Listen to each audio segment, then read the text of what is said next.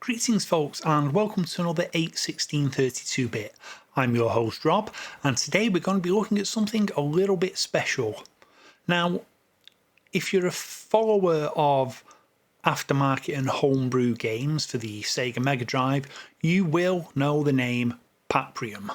It's infamous for being supposedly the most complex game ever developed for the Mega Drive, for its use of some custom hardware to help push the system further than it's ever been pushed before, and frankly the utter nonsense that has come from the fingertips and the mouth of its lead developer at Watermelon Games, Fonzie. You see, Paprium was meant to be all these amazing things and was meant to have been delivered by a Kickstarter quite some time ago.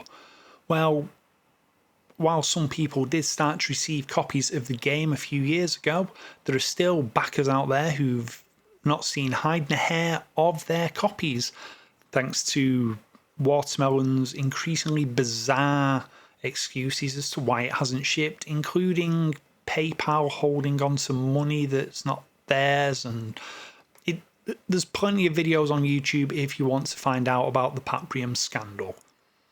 But one of the big things about Paprium that Fonzie was really keen to impress on people was you had to buy the game on cartridge and play it on real hardware. Not that it actually worked on every model of the Mega Drive, but that's another thing for one of those history of Paprium videos. But it could never be emulated because of this. Well, guess what? It's been emulated. And I've played it. And it's relatively easy to do, to be honest. You just have to get a hold of the ROM, get a hold of a customized Mega Drive core for RetroArch, and Bob's your uncle. Paprium. It'll run. Don't believe me? Want to take a look? Okay then, here we go. And here we are, Paprium. Now, at this point, it doesn't look drastically different to anything that was made on a regular Mega Drive, to be honest. And I will say, you can see that there are a few glitches and errors here and there with this emulation. This is the first emulated version of the game. But this is something which we were told emphatically so could not be done. The emulators could not do this because of the custom hardware involved in the system's production and blah blah blah. Well,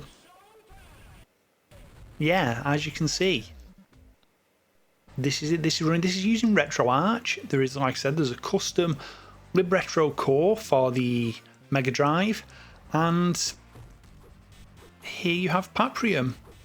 Now, in terms of gameplay, you can probably guess Paprium is a scrolling beat-em-up.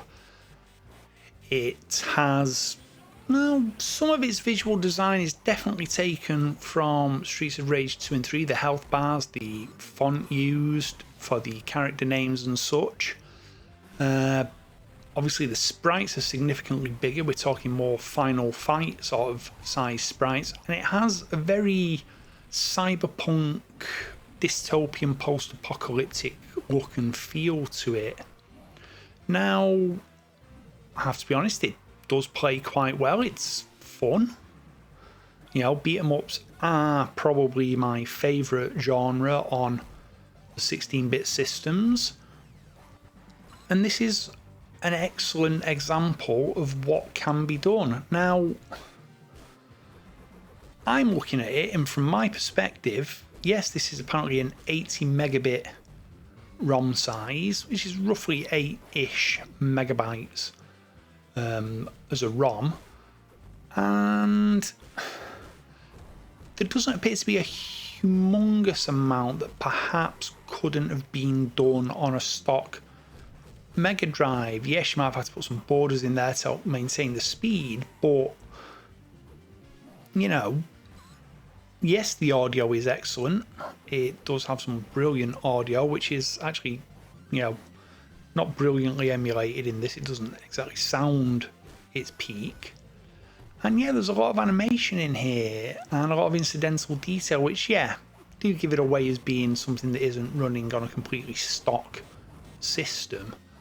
But, you know, this would, I think, have been in the abilities of coders at the time.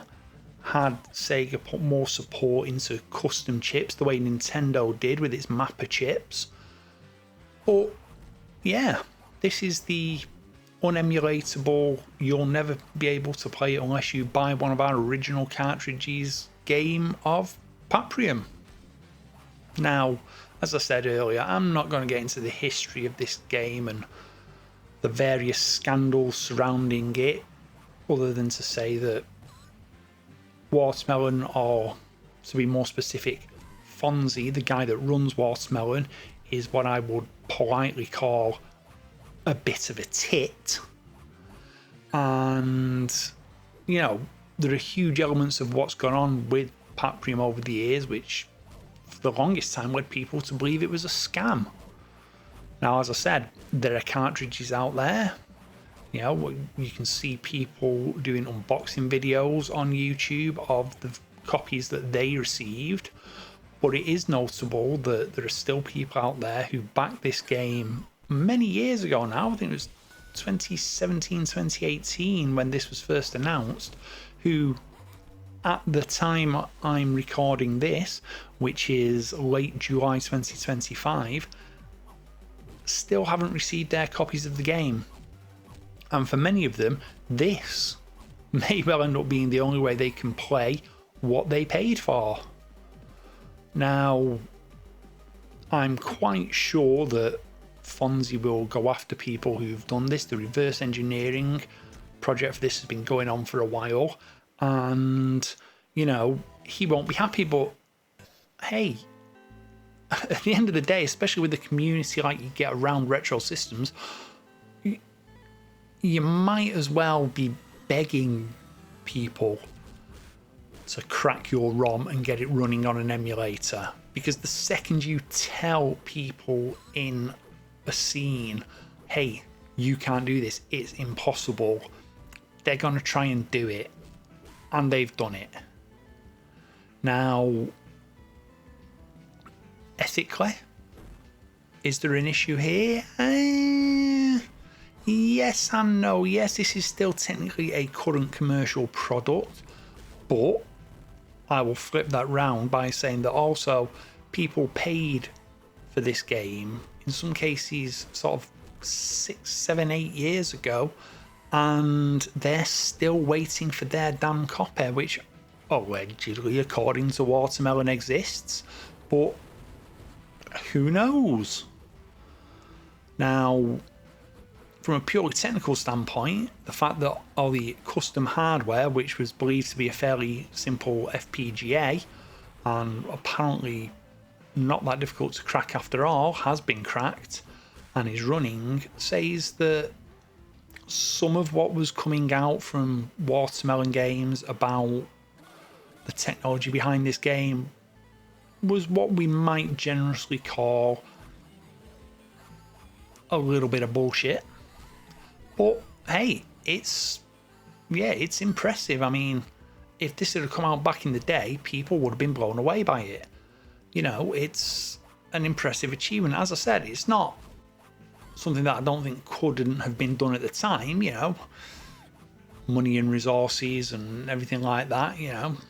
It's all possible. Add-on chips. Sega did experiment briefly with the SVP.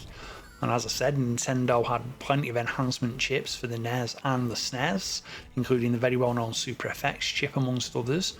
So, you know, something like this probably could have been developed, although given the costs involved with, say, Virtua Racing, which when it launched in the 90s was the best part of sort of £70-80 or $70-80 to purchase, would have made it an incredibly expensive proposition, and, you know, may have hampered the sales. After all, it is only a scrolling beat 'em up. You know, Virtua Racer at least had the fact that it was a 3D polygon arcade conversion going for it.